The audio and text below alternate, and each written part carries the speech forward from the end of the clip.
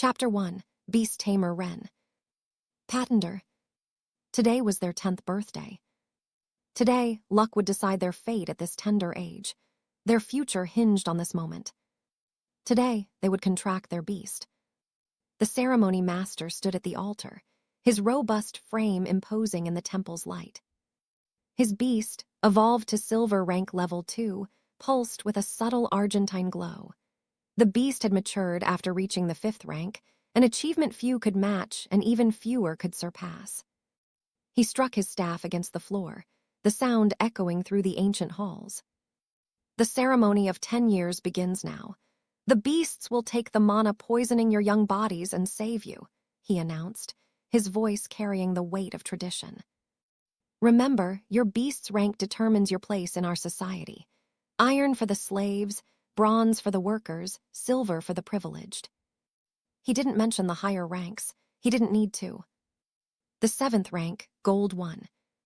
Throughout the entire city, only 5 families possessed gold rank beasts, and the only living human with a platinum creature was the king himself.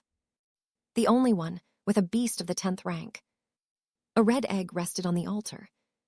The boy who had placed it there positioned himself in the center of the circle. The egg cracked. It began to glow, and then... A crimson salamander!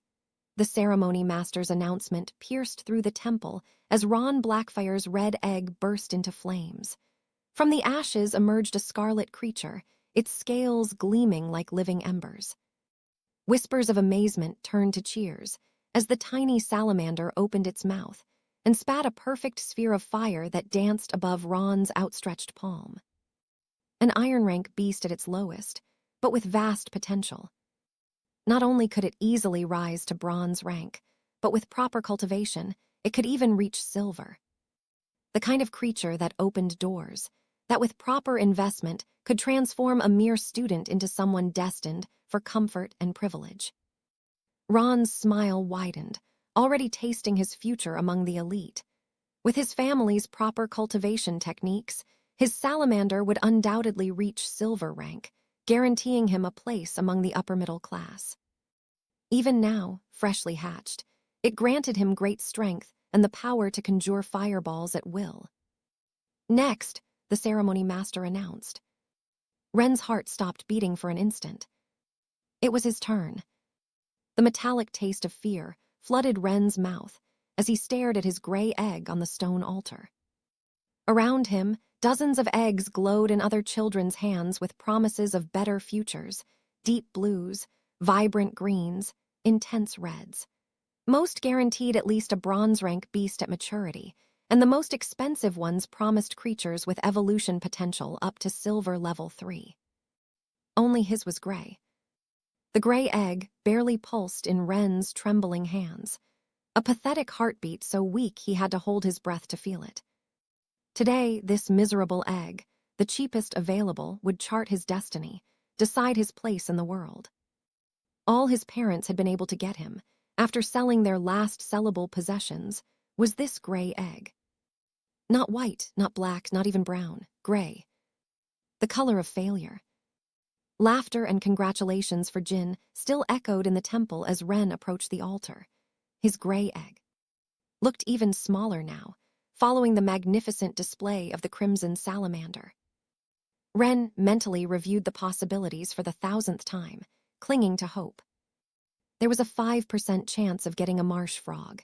It wouldn't be as impressive as a fire salamander, but with the right cultivation technique, a frog could reach the highest bronze rank, a mature level 2 marsh frog.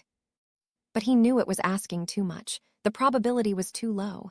He had resigned himself. Ren would get the common plant. Yet even the common plant, with its 95% probability, wouldn't be the end of the world.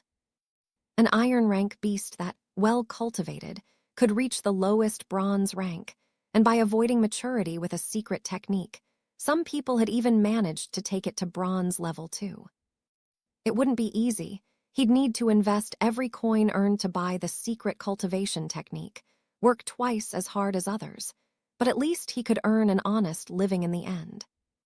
It would mean a decent life, the chance to repay his parents even a fraction of what they had sacrificed for him. But the egg had 3 options. People called it the failure's egg not because it usually gave a mediocre and weak plant. They called it that because of those who had the misfortune of drawing the 3rd option. First option, the plant of the mediocre poor people, 94.99% probability. Second option, the frog of the lucky poor people, 5% probability.